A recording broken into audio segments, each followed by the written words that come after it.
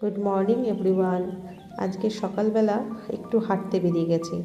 সকালবেলা তোমাদের দাদাভাই ডিউটি চলে গেছে, আমি ভাবলাম একটুখানি মাংস নিয়ে আসি, তাই একটু মাংসও নিয়ে আসবো আর একটু হাঁটাটাও হয়ে যাবে।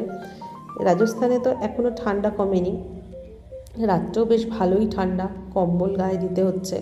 দাঁড়াও তোমাদের চারদিকটা একটু দেখাই, এত সুন্দর পরিবেশ, খুব ভালো লাগে দেখতে। দেখো কত সুন্দর গমের গাছ, একদম সোনালি হয়ে আছে।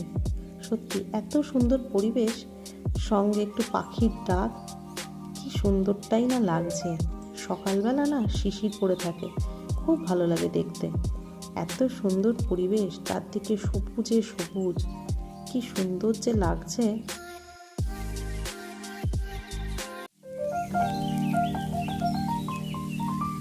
ঠান্ডা ঠান্ডা ভালোই লাগছে হাঁটতে।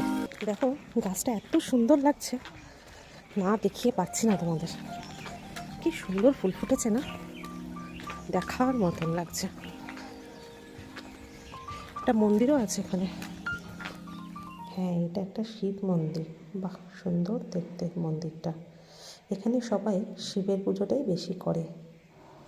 দেখো চারদিকটা কি সুন্দর, খোলা মাঠ, একদম সবুজে সবুজ, শান্ত, পাখির ডাক, কি ভালো লাগে দেখতে। সকালবেলা এত সুন্দর পরিবেশ, সত্যি মনটা একদম ভরে যায়, খুব ভালো লাগে। চারদিকটা ফাঁকা, সত্যি কি ভালো লাগছে দেখুন।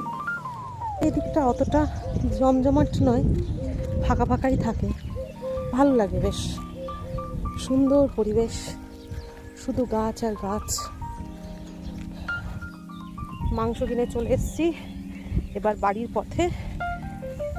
বেশি দূর নয় আমাদের এখান থেকে, মাংসের দোকানটা কাছেই, বেশি দূর যেতে হয় না, হেঁটেই যাওয়া যায়।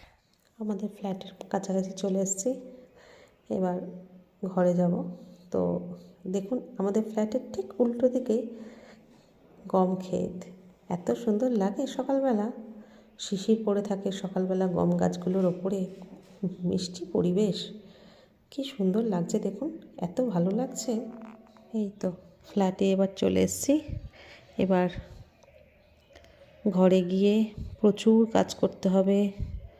সকালবেলা বেরিয়ে গেলে প্রচুর কাজ জমা থাকে, সেগুলো এখন করব।